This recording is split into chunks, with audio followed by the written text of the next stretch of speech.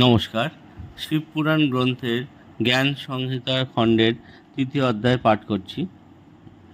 ব্যাসশিষ্য সুত বলিলেন, হে ঋষি পুঙ্গবগণ, তৎপরে যাহা হইয়াছিল তাহা শ্রবণ করুন।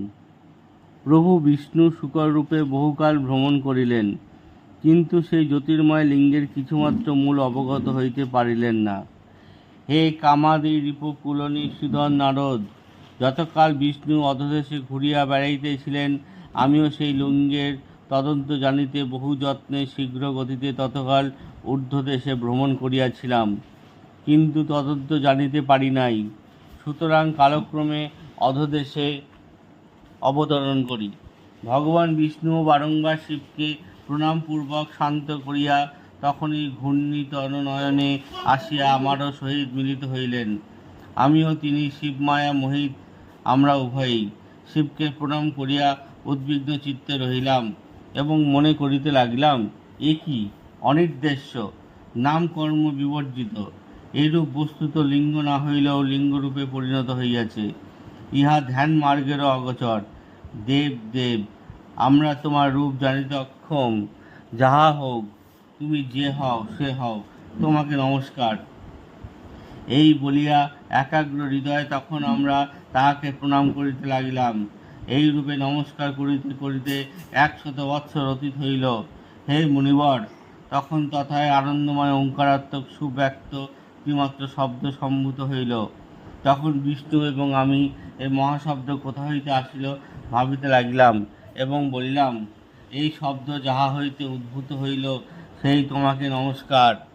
তখন লিঙ্গের দক্ষিণ ভাগে সনাতন আদ্যবর্ণ অকার আমাদিগের দৃষ্টিগোচর হইল। তাহার উত্তরে উকার এবং মধ্যে নাদ ধ্বনি সমন্বিত মকার। আমরা এইরূপে ওঙ্কার অবলোকন করিলাম।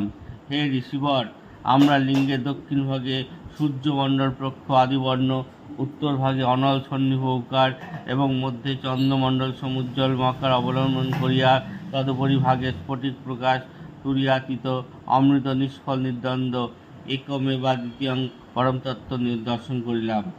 তাহার আদি মধ্য অন্ত নাই, বাহ্য অভ্যন্তর নাই। তিনি আনন্দময়, আনন্দকরণ সত্য, অজর, পরম ব্রহ্ম ও পরম গতি। ভগবান নির্লোহিত একাক্ষর, অর্থাৎ ওঙ্কারের স্বরূপ। ওই ওকারের অবয়ব আকার বলিতে সৃষ্টিকর্তা, উকারের অর্থ জগৎপিতা এবং মকারের অর্থ নিত্য অনুগ্রহকারী মহাদেব।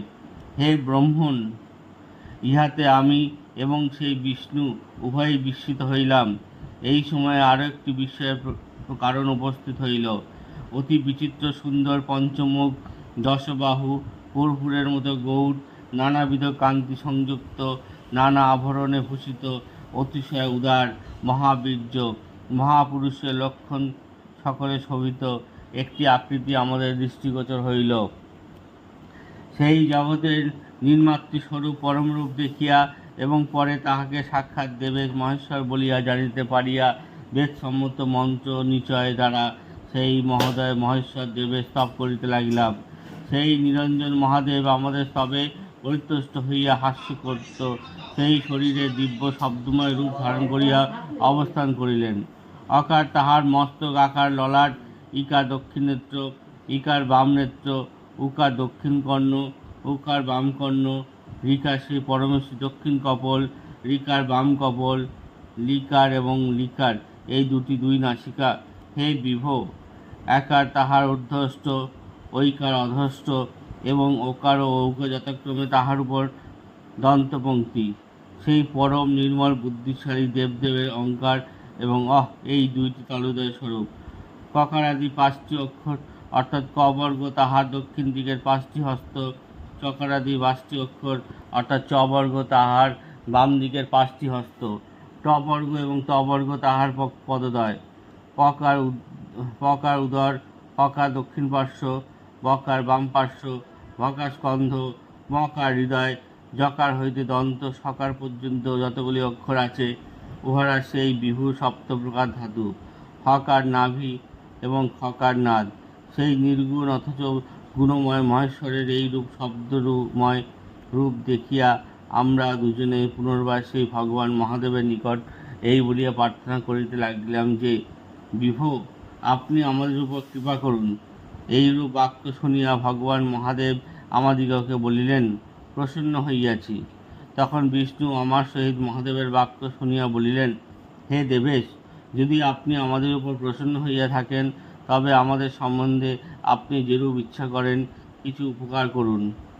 তখন শম্ভু এই বাক্য শ্রবণ করিয়া বলিলেন, ব্রহ্মা সৃষ্টিকর্তা ও বিষ্ণু সৃষ্টির পালক হইবেন, এবং আমারও অংশবিশেষ এই জগতের অন্তকারী হইবে। এই প্রকৃতি দেবী যিনি নারায়ণকে আশ্রয় করিয়া রহিয়াছেন, তাহাতে ব্রহ্মণী শক্তি সম্ভূত হইবেন, এবং প্রকৃতি হইতে তাহাতে অন্য আর একটা শক্তি উৎপন্ন হইবে। তিনি তখন লক্ষ্মীরূপে বিষ্ণুকে আশ্রয় করিবেন। কালী নামে শক্তি আমার অংশকে ভজনা করিবেন।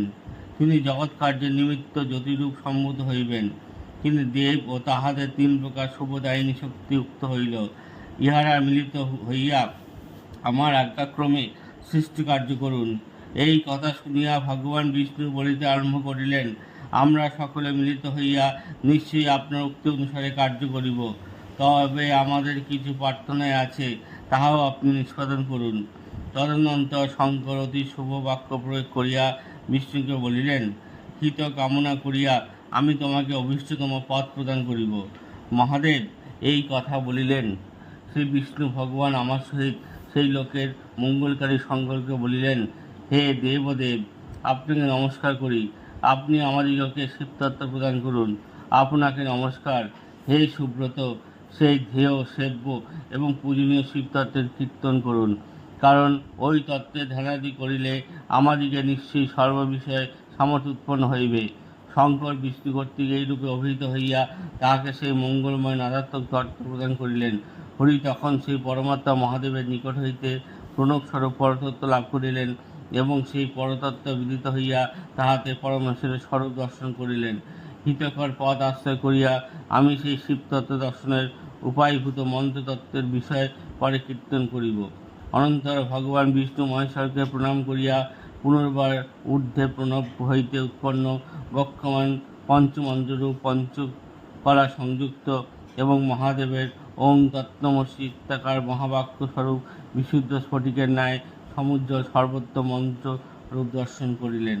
সর্বপ্রকার কাম এবং অর্থের সাধক ওই মন্ত্র পুনর্বার মেদ আকারে পরিণত হইল।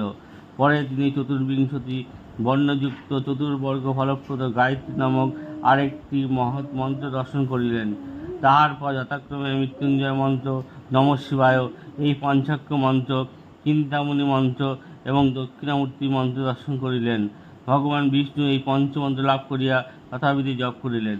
এখানেই তৃতীয় অধ্যায় সমাপ্ত হইল। নমস্কার। যদি আপনার আমার এই কাজকে ভালো লাগে তাহলে সাবস্ক্রাইব করুন, লাইক কমেন্ট করুন। ধন্যবাদ।